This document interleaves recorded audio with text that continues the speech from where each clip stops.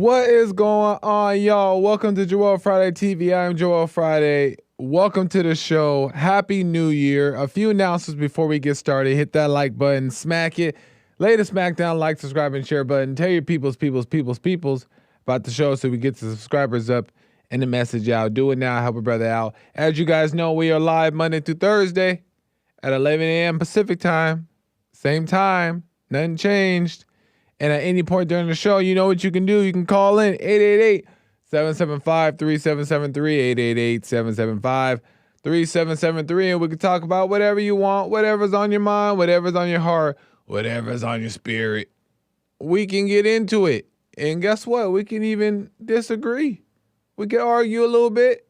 It's all good. But you can call in. And if for whatever reason you can't call in, but you still have a question or comment, or you just want to support the show, you can go to buymeacoffee.com/Joel Friday TV, or go directly to the YouTube live chat, hit the super chat button, send your question or comments there. I'll read them live on air. Aight.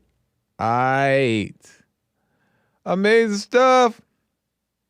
Happy holidays to the chat and to the viewers watching and listening. I appreciate you guys tuning in for JFTV. Happy New Year.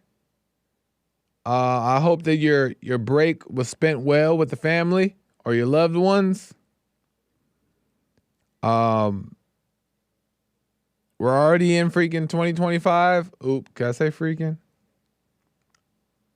We're already in 2025. Don't say freaking, kids. And it's here. And I'm grateful. And I want to kind of speak on that a little bit today and tell you guys where my mind is for 2025. Kind of where I'm at. You know what I mean? What I've learned and kind of, reflect on that a little bit. Shout out to the Instagram chat, all the supporters on Instagram. I appreciate it. CG, shout out. Serge, shout out. Becca, shout out. Shout out to the day ones on the Instagram chat that have been there from the day one. And they're always in there showing love. I appreciate it. And shout out to YouTube, of course. YouTube is where it all started for JFTV. YouTube. I appreciate it. And shout out to the YouTube people. Shout out to the old mods that were mods from the very beginning of JFTV. Chris, Hake, American Anchor Baby, C-Sal, Terry. Amazing stuff. 2024 JFTV mods. There was another. I had a few more, and I'm not remembering the names right now. But Kale, and a couple others.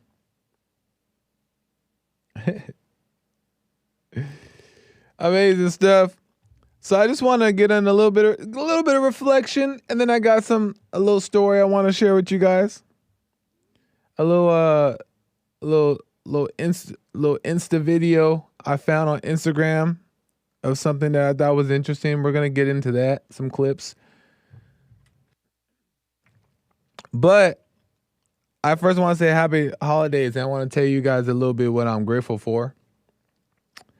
The year freaking flew by, and it flew. But I'm very grateful because I realized a couple things. One is that when I tell you, and I've said it on my podcast multiple times we talked about it. But when I tell you that God will add all things unto your life, I ain't playing. Like, he will add all things, and it don't matter the amount of effort you put in to be a better person or to do more or to show yourself worthy of God and go to church and pray every day. Some of those things could be nice, but it ain't gonna make God's process speed up. It ain't gonna make what he got in store for you any different. That's why we are to surrender and let God just work on our behalf, because he will add all things, and all the things he will add will be what you need and want and exceed your expectations of what you thought you wanted for yourself. I ain't making it up. I'm seeing that in my life. I've seen it over time. And it's just, it makes you question why you ever even try to do things your own way. Why would you ever even try? Because what he gives you is far more than what you expected. So that's one thing, is that I'm grateful that God adds all things. And I realize that God has given me everything, right? He has given me everything. And this is deep. He's given me everything, but it's not, the things that he's given me aren't flashy. You know what I mean? They're not flashy. And it's easy when things are not flashy for you to go ungrateful about them, right? You won't be grateful because it's not as flashy as the imagination perceived it might be. I want to get into that because I know I'm not the only one. I know I'm not the only one, right? Is our imaginations, and I have some pictures here that I want to use to illustrate my point. But our imagination kind of expects perfection out of life, right? Whether we start a new job, whether we find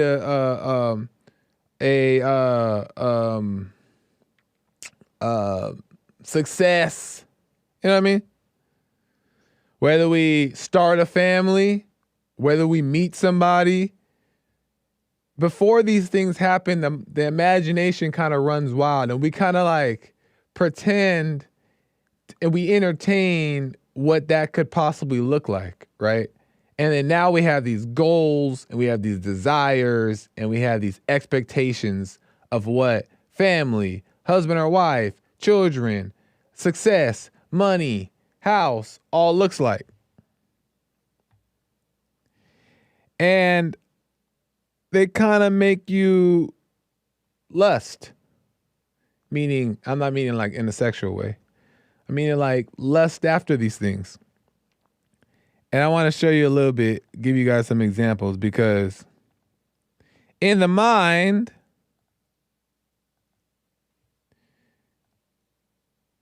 hold up, where Lil Joel at? Where he at? Lil Joel, where you at? Oh, I can't find him. It's all good. So, success, right? You get a new job and you're thinking that when you get this new job, your business is going to like take off, right? You start your own business and it's going to take off, right? In your mind, you're thinking, when I start this is a great idea I just started. When I start my own business, it's going to take off, right? That's always a thought. And then the other thing is when you start thinking like, I can't wait till I get rich.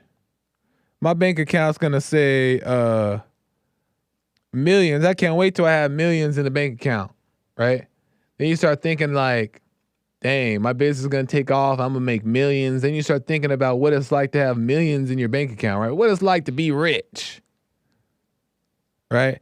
And then when you start thinking, like, dang, I can't wait till I could buy me a beautiful house, a beautiful home with some land, you know, maybe have a few horses, some goats,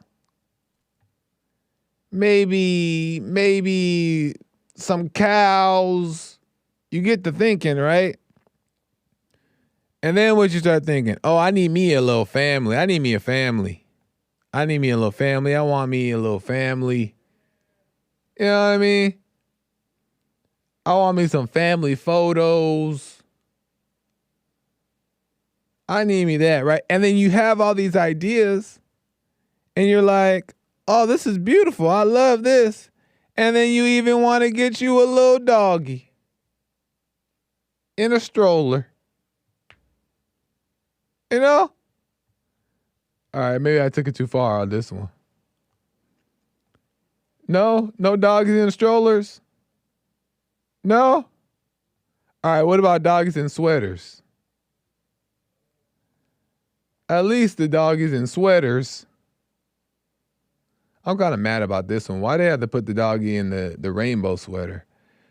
Just because you want to live your lifestyle, don't turn the dog gay too. Dog ain't got to be gay too. Anyway.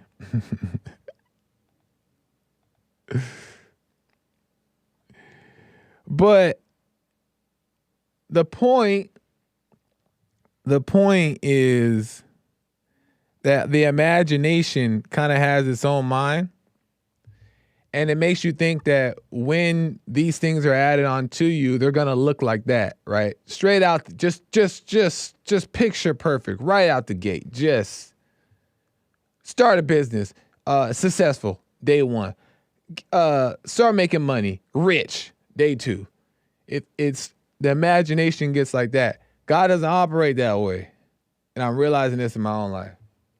God doesn't operate that way. What God does is, I'm gonna tell you. The way God does it is this.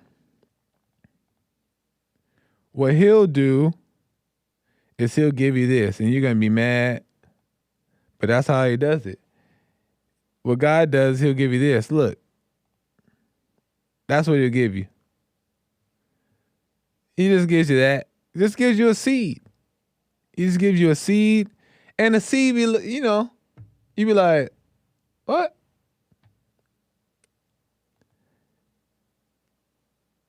Because your mind wants this, right? Your mind is thinking like, no. I need the fruit tree. I need the tree to be, come on, I need this. I want my life to be like this. I want the fruits to be fruiting. I need it to be on point, right? That's what you're thinking. But nope, this is what God gives you. He gives you that. And why? Why does he do that? Why he only give you that? Because he gives you the seed that will farm the tree, right? You got to farm the tree. He's going to give it to you. He's going to give you what you want, but it's not going to be all these things that the imagination came about. Not that it can't be, right? Not that you can't be successful. Not that you can't have this ideal family. Not that you can't have this nice house or whatever the case is. But he ain't just going to give it to you like that. But he's going to give you the seed. He's going to plant the seed to where if you farm the seed, you develop the seed, you grow, you work on it, right? Then it'll sprout and become all those things that you wanted to do. But you first got to be grateful for the seed, even though it doesn't look like what you want it to look like. You got to be grateful for the seed first. And I realized that. I'm like, wow, he's giving me everything. He's giving me all these seeds. And now I just have to continue to do what I'm doing and working on it, and they will grow into what it needs to be. But he's already given us everything we need. Sometimes we just don't realize it, for one, because we're stuck in our imagination about what it should look like, how it should be, and all these things, and not being grateful for what is already there. Because it will be that. But that's not how God operates. He's going to give you the seed and you water it. That's it. So for me, I say all that to say, and then we're going to get to another story here. I say all that to say that 2025 for me is more about, how do I put it? Because I'm black and slow. Like, developing. No, that sounds liberal. Dang it. Farm in the garden. No. Water in the tree. No, that's not good either. But you guys get the point. Working on it. You know what I mean? Tending to the crops. That's what we're talking about. But that's what it is for me, is being grateful for what is there and what has been given and what has been added, and now just building on it, right? Working on yourself, growing. And eventually over time, these things will sprout on their own. And then you'll look around and be like, what the heck? How did this happen? Just like as you watch like a little plant grow or something. And that's what this year is for me, is just being grateful and watering the things that I've been given so they can do what they're supposed to do. So shout out God and Jesus and the angels in heaven. Appreciate you. And also,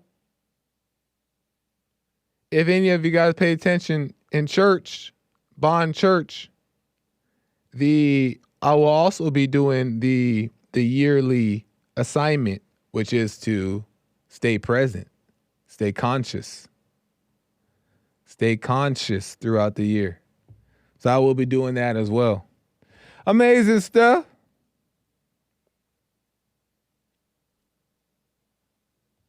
Right on. Moving on though. Cause Lord, I gotta talk to you about the boys.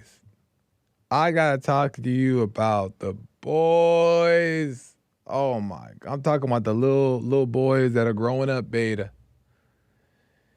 And I ain't talking about this new generation beta that's coming up. That has to come up the next generation. Lord, why they name them beta? But that's not what I'm talking about. But I'm talking about the ones who've already been made, and they're growing up beta because of the way they're being taught. And I have a little example to show you guys. And I think this is part of the falling away of young boys, right? This is from Instagram. Here is a mother, I believe, recording her daughter and son. First, her daughter crying and explaining what she's sad about, and the son is also in the car, and they're trying to make sense of a situation that the daughter is struggling with. And the mother's there recording and kind of trying to talk her through it to help her make sense of what she's feeling. And the brother is there as well. And I want to play this for you guys. This is from Instagram. Here we go. It's so hard. Why is it so hard? Because I love him. I love him more than anyone. Except for you and Daddy and Jesus. Okay. He's with his friends. He is. But even after school, he wouldn't kiss me. Okay. Even when everyone was gone. Okay, then maybe you should go up to him and say, hey, now that everyone's gone, can we privately have a brother-sister moment? But I can't take it. Is it because you want him to do that in front of everybody to show that he loves you? No. All I want is a kiss. A kiss. I never get to see him all day. Just a kiss. What can't you hold back? The kiss or the hug. Can you maybe try to give her some affection at school? It's not nice. I don't want to. There's a bunch of people watching me. Who cares if they say ew? I shared a photo of us kissing, and everyone, they didn't say ew. No one. Because they know that you're brother and sister, and they just know that you love each other so much. Yes. They didn't think it was weird. They thought it was cute. They liked it. So, he's a chill guy, said Lil C. He's a chill guy. Okay, so let's break this down. All right, let's make sense of it. First off, I want to say that I think that it's a normal, unnormal, natural, unnatural thing for the women, the young girls, to want affection, right? They're more emotional. They lean more on the emotional side, so they do like affection, and that is to them, they see as love in a sense, right? They appreciate affection. It makes them feel nice, and it's not necessarily wrong, right? That's just how they are wired. Yes, it's a part of the ego, but it makes them feel nice. And it's okay to understand that and give that when it's necessary, okay? So let's understand that first. As you also see the young son, he is a boy. Boys are not wired that way. Boys, especially when they're young. Boys ain't thinking about no affection. Boys don't want to deal with none of that stuff. Boys just want to play. Boys care about freaking sports and video games and cars, right? Hot Wheels or something. Tech decks. You know what I mean? Skateboards. They don't operate in that way. So he is just being a boy, but also, I don't know where the father is and all that stuff, but he should also know it's okay to be this kind of other way as well. The point is that though the young daughter is a girl, what's happening here, and in my opinion, from my perspective, is that the daughter is learning these behaviors that to react this way that aren't natural. Because what she's doing is she's being taught to beg for attention, beg for affection. And in begging, she's trying to get her way. And then the mother seems to be encouraging this, trying to make sense of what she's feeling, trying to get to the bottom of it, and then telling the son, well, why can't you just give her a kiss? When the answer is not to beg for affection to get the result. Beg to get the result. That's not the answer, and that's what that little girl is doing. She's screaming and she's crying, and maybe she has been taught that that's okay, or maybe it's worked for her in the past, so she's using it now. But when you cater to that type of reaction, then she's going to grow up, God forbid, and cry for attention or do things, manipulate, which a lot of females do. Not all, but a lot of females, that's their way of getting what they want, is they use tears or they use it to manipulate and all that stuff. And sometimes the tears may be genuine or whatever, but in a lot of cases, they're taught to use their emotions and their sadness by way of manipulation to get what they want. And that's what it looks like is what's happening here. And that's not good for her as a daughter, but also when it comes to the son, if the mother makes him cater to that, and now, come on, your sister, she's so heartbroken. She just wants a little kiss at school. She just wants to do that. And he does it. Now she's teaching him to fold. She's teaching him to be a beta about the situation. She's teaching she's teaching him to cater to the sister's overreaction. And that's how betas get formed. Because they don't know how to stand up and say no and mean no. They don't know how to trust their gut that says, no, I'm not about to kiss my little sister at school in front of everybody. No. Right? And stand on no. It looked like he was standing on no. You know what I mean? But, you know what I mean? Boys aren't taught that. And if he is forced to show that affection to his sister, that's another undercut to young boys to be weak. And that's so unfortunate. Because the little girl shouldn't be acting like that way. Because she may be hurt a little bit because she's been taught that her brother doesn't love her now because she doesn't get a kiss or something. But you'll actually get what you want when you don't beg. The brother might actually go out his way and give her a little hug or a little kiss when she's being normal and regular and not all up in his face wanting it and begging for it and all that stuff. This is why I don't like little dogs, to be honest. This is why I don't like little dogs. I really don't like dogs in general. Sorry. Done. It's just me. Unless they're like the guard dogs who are trained. You know, and they have a job to do, but not the little dogs. The little dogs just be up in your face, and for the most part, right, unless you train them, they'll be in your face and be licking and begging and making a freaking little dog noise all day in your ear, crying, begging for attention, and it makes you just want to kick them. That's exactly the reason why I don't like it, because nobody likes that. Nobody likes that because it's off-putting and it's annoying. So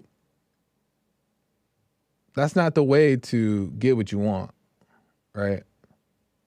And the mother was trying to make sense of this, and I don't think that that's good. Because she's going to make the boy fold to women and he's going to be a freaking weakling. And next thing you know, he'll be in a dress. And we don't want that. We don't need no more boys and no more dresses. But that's how it all starts. It's just chopping away at the young boy's manhood. Chopping away at the young boy's masculinity. Why? Because it seems a little mean. It seems a little tough. It seems a little... Where's the father? The father would understand. I hope.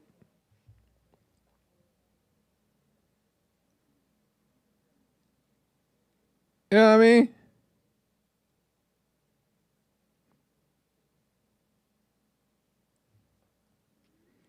Joel got anger. That's besides the point.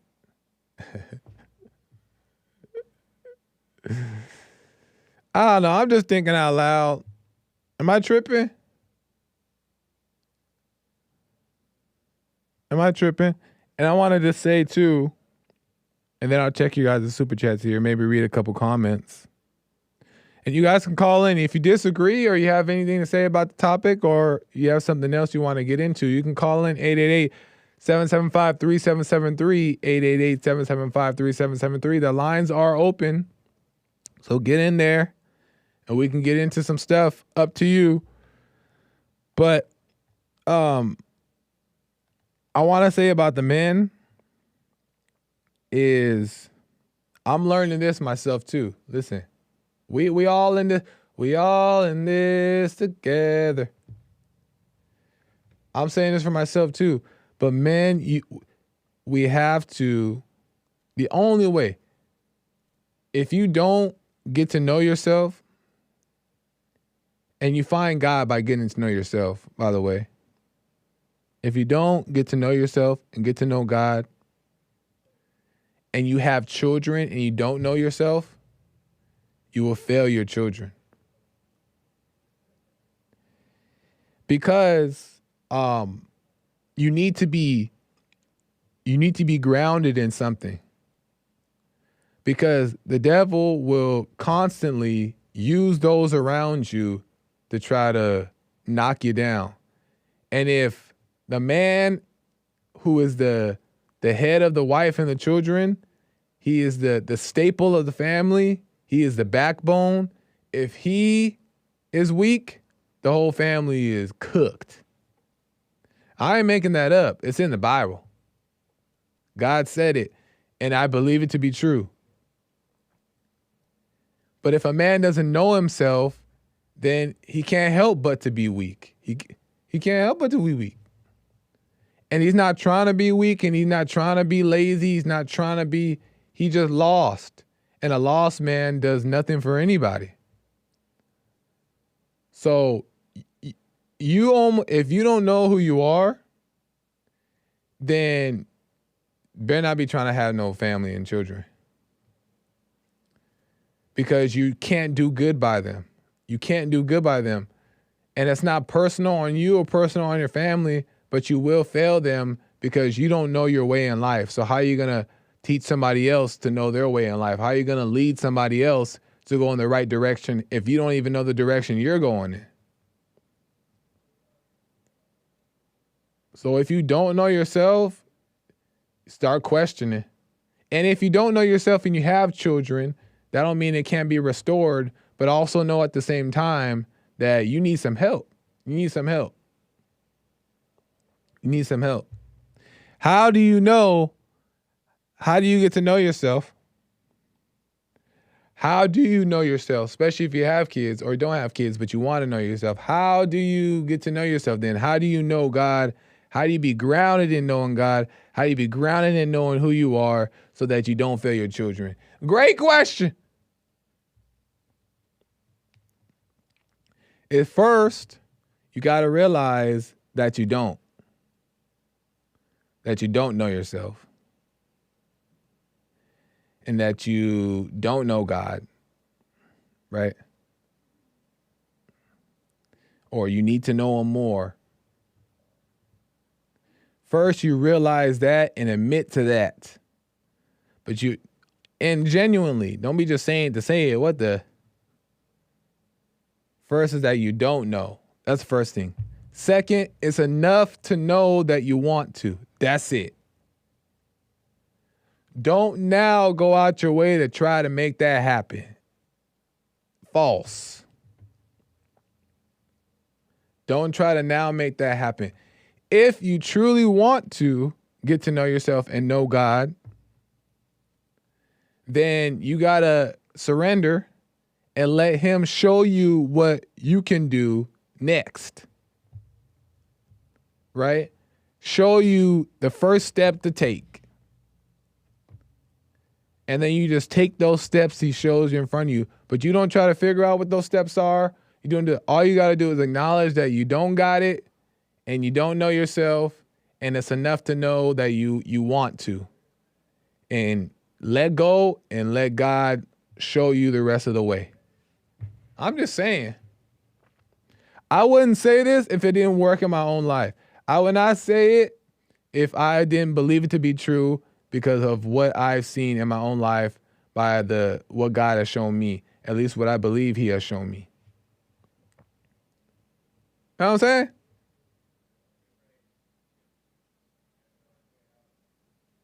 So,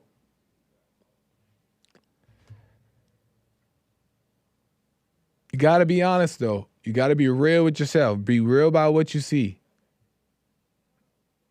And then you'll be set free, and then you'll be led to where you need to go next. That's all I'm saying. But it's detrimental to know this, or you destroy children.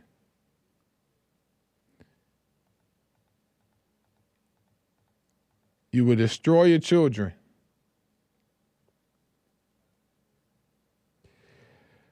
Let me get to some calls and then maybe some super chats.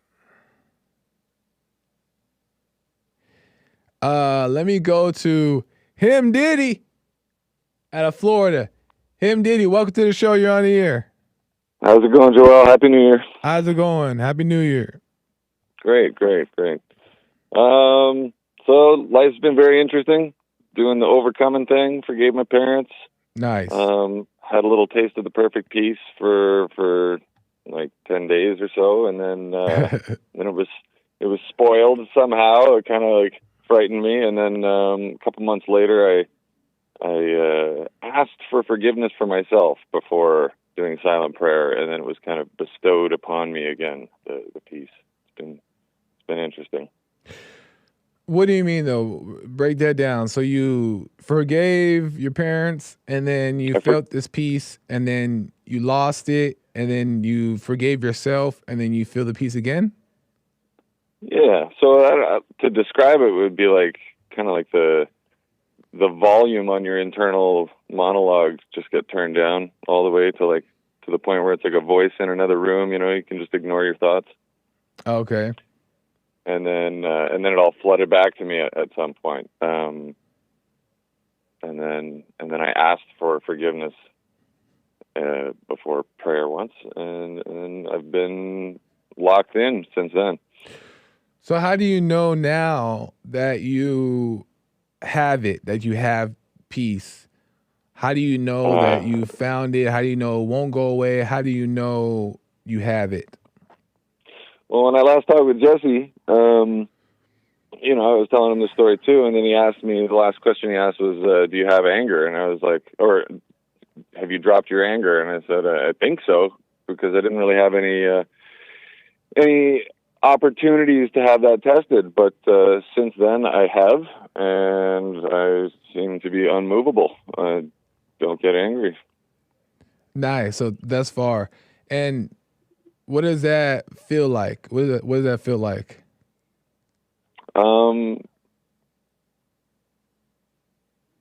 What does it feel like? It feels like absolutely nothing. Like the only emotions that I really have lately are kind of like a little bit of a weeping with a smile on my face when I understand God's grace or forgiveness and stuff like that. But beyond that, nothing. Just totally, what do you say? Placid.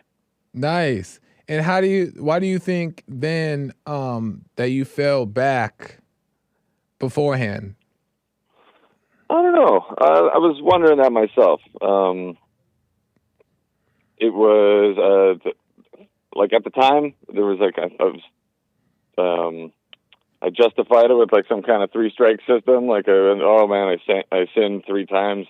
And the final one was like breaking celibacy, and everything floated back. And so I don't know. But then I asked Jesse, and he's like, none of those are sins. Yeah, I went, exactly. Okay. That's true. Yeah, none of those are sins. So then why do you think that because I'm just trying to, and I'm questioning to understand here, why do you think that you fell back then if those weren't the sins? Well, I think that asking for forgiveness is maybe a part of the contract as well as doing the forgiving. Oh, okay. And I don't know. Yeah. And what did you learn about that you think will prevent you from falling again?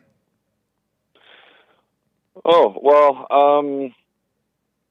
I've been tempted lots lately with material things and stuff like that, but emotionally speaking, I think I've overcome. I don't think it's going to go away. Nice. Are you sure? I mean, yeah. I've been in enough situations now that would have definitely provoked anger or irritation or things like that in the past, but like some pretty intense moments, physical altercations, stuff like that, and I just kind of laugh at them now. And you've been fine. Nice. Right on. Well, a lot of those times, those things, like when we forgive, God on our behalf, God forgives us, right? And then we now feel freer. We feel like we got off our chest. We feel like we did the right thing, repaired that situation, and then we'll feel good. But then the devil then comes back and comes harder and gets back into the mind. So then we can fall back away, but it's not really a falling back away. It's just believing the lies again. You know what I mean? And I think a lot of the time we think that we fell away or that we fell backwards, and it's never backwards. It's just that now we believed in the lie again. And sometimes the lies get louder or the challenges get harder, but perfect peace never really leaves, in my opinion. It's just that we believe into the lies that aren't true. So I wouldn't say that necessarily that you'll never believe in the lies again. And I don't think you should believe that you no longer will feel any kind of this or feel any kind of that, because that seems like a setup. But I would say that, and this is my opinion, you can let me know what you think, but I would say that the thoughts are what need to be watched at all times, and us being aware of those thoughts and realizing that those are the things that take us away from peace that is already there and is everlasting and has been there, but we just believed into the thoughts. What do you think about that? Well, certainly the challenges have increased since overcoming. Like the devil's working double time in other people now against me. For instance, I was living with some people, old friends of mine, renting from them, and he got into some addiction type stuff that made him irritable and not really pleasant to live with. Yeah. And then at the same time, another friend happened to be moving away or like going to build a house somewhere up in Arkansas and asked me to house sit for him. And so I was like, oh, perfect timing, right? Just slip into that. And then that same person fell down like an addiction hole too. And so I kind of backed myself out of the rent, waiting for that to open up, and it's left me homeless. Oh, man. Yeah. How you been feeling about that, though? That's what I mean. Like, so I don't feel no way about it. I got a job. Working through some art exhibitions that they liked me, and they're going to drag me around the country. And I was thinking, how am I going to come visit Jesse? I'm going to uproot my whole life in Florida and go start over in LA. But now I'm going to get paid to come visit. So, man, that's good, 100%, and that's cool that you're not overreacting that way. But for the people that are listening, are you able to explain briefly how you're able to keep that peace even though all this stuff is going on, right? You're homeless, all this other things, outside challenges. How are you able to keep that peace? Well, my life has been filled with the highest highs and the lowest lows. So, living in my car and out of a storage unit for a little while is not the worst anything has ever gotten for me. Okay, so this is not a new situation that has the, I don't know, the not that it's new, but it's not breaking any records for extreme anything. I see. Yeah. So your experience of just living life, this is not the worst one. So you're able to take it as it is and not overreact to it. Yeah. Right on, man. Well, that sounds it sounds right on the money, and I agree, and that's how we should all really approach life is not overreact and not take things too seriously and just let life kind of happen and learn and grow from it. So I appreciate that, man. Yeah. I got another question. I remember Jesse talking about training people to do street preaching for him, or he's talked about having somebody take up his mantle and continue as him. Has there been any applicants? Is there any movement in that direction? I'm not sure. That's really a question that would be for him. At the end of the day, he makes the call, and he hasn't really announced that yet. I don't know what his plans are when it comes to that. So that's really a question for him. But as of now, that's just talks. You know what I mean? Yeah, Like yeah. he has ideas of doing that, which makes sense. And I do believe he's serious about that. So we're just kind of waiting and seeing. And yeah, if any more information comes out, I'm sure he'll let the public know, because he's very open really about that kind of stuff. So, but he is Yeah. looking for people more as we speak now to join the network, the podcast network, JLP network, Punchy network, and so that's definitely in motion as we speak. All right. I've got a show that I'm trying to put together. I got like the first episode, like a skit show, and maybe I end up getting on there with that. But Nice. We'll send a one pager to I think it's let me not mess up the email here. bond@bondinfo.org. And okay. yeah, there, we'll check it out. The team will check it out, and yeah, we'll get back to you on that. All right, cool. Right on him, Diddy. I appreciate it. I got some other calls to get to, but call me again, man. All right, cheers. All right, have a good one. Interesting. Let me go to Gray out of Los Angeles. Gray, welcome to the show. You're on the air. Joel, Happy New Year. Happy New Year, Gray. How's it going? Going good, bro. How you doing? Pretty good. All right. Now, I was just kind of sitting here thinking of the gifts of God. You were talking about that earlier. Yeah. And just thinking on, like, reflecting on my own life.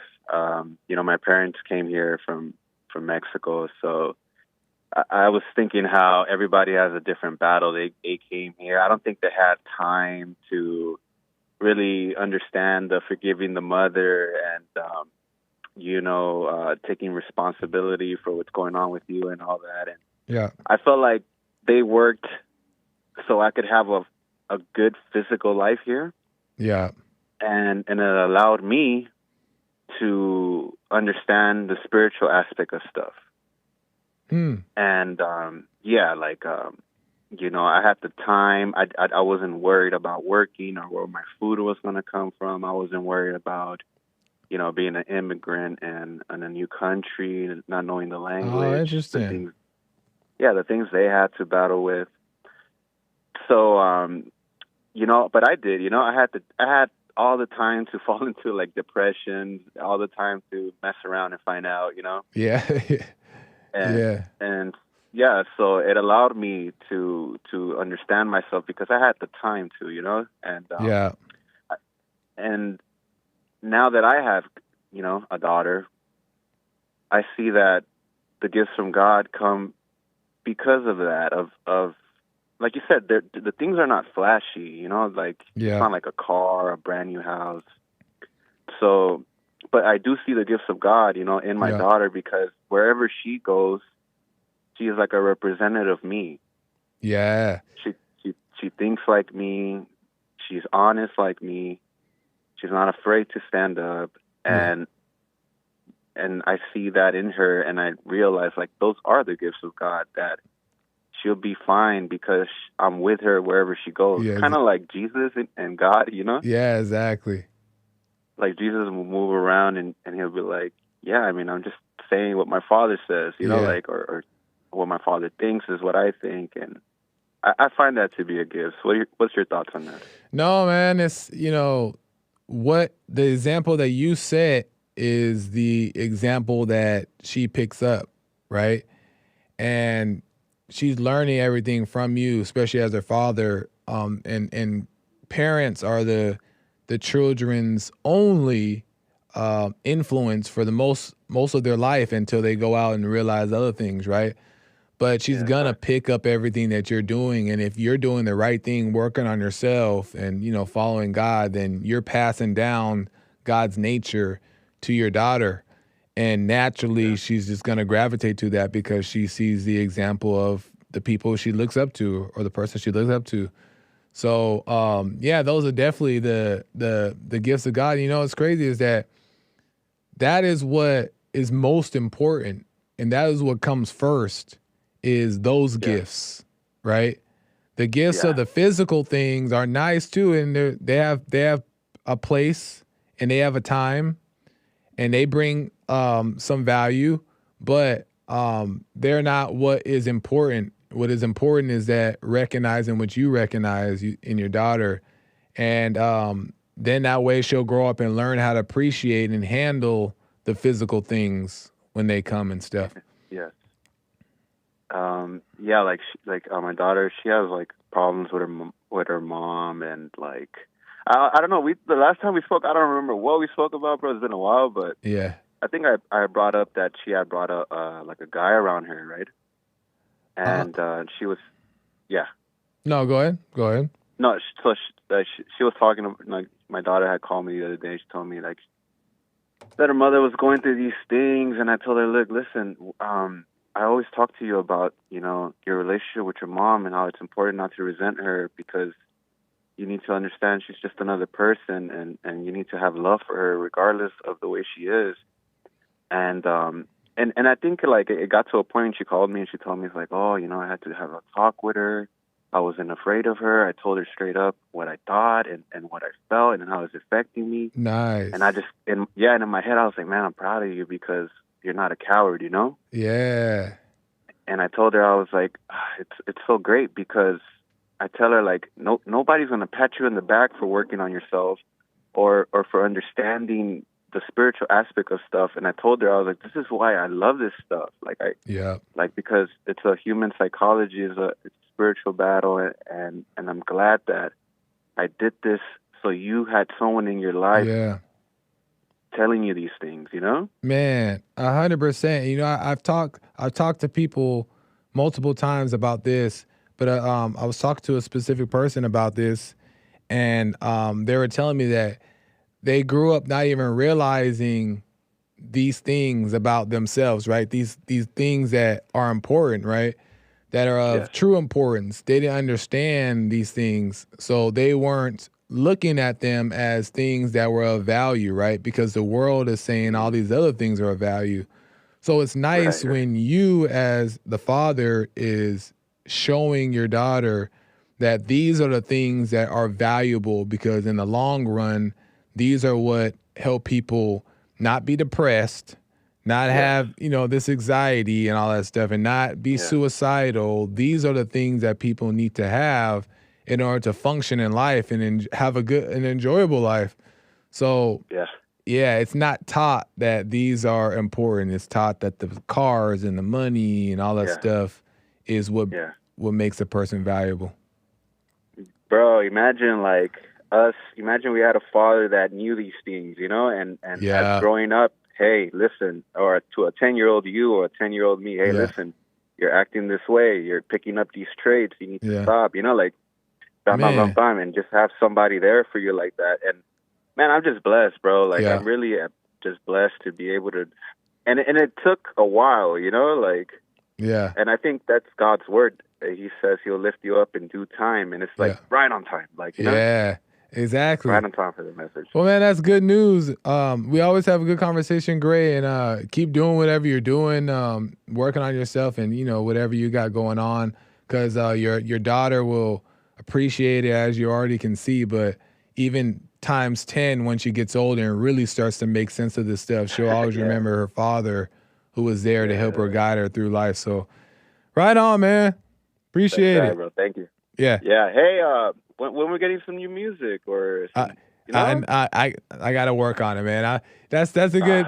I've been thinking about, like, maybe I gotta mix it up and do a little something different. So we'll see. A little intro track or something. Yeah, and we got some people around the building and the office who do music as well. So it might be a good time.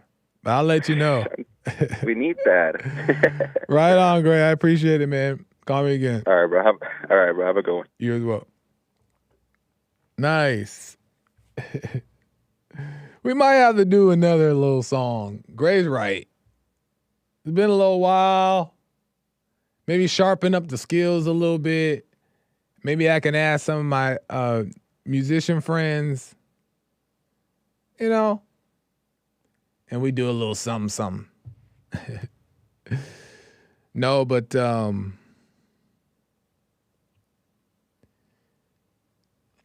it's I remember Gray said something, and then I'm gonna get to Super Chats, and then I gotta end. Gray said something about, oh, shoot. American Anchor Baby's coming in, so I really got to end. Gray made a good point about, oh, shoot, it's real. Sorry. All right, I'll tell you guys that point later. Let me just get to super chats. Normal, unnormal from Lin Yan Chin says, normal, unnormal, natural, not natural. Please stop taking JLP grammar lessons. Don't abuse your audience. Lord Good Hair has failed. Young Prancer. Lin Yan Chin taking shots right now. What? It is true. It is true, Lin Yan Chin. But I hear your point. I hear what you're saying. Use your own words, but in this case, it just makes sense to me. Fair enough, Lin Yan Chin. I appreciate it. Lin Yan Chin goes on to say, verily I saith unto thee, 'tis better prance alone than to prance for mama. Christ came so Joel Friday could be the Prince of Prance. That's right, Lin Yan Chin. You right. I appreciate it. This is from Buy Me a Coffee. Danimals on Christmas says, hey man, love your show and relationship advice. It has really helped my marriage. Merry Christmas.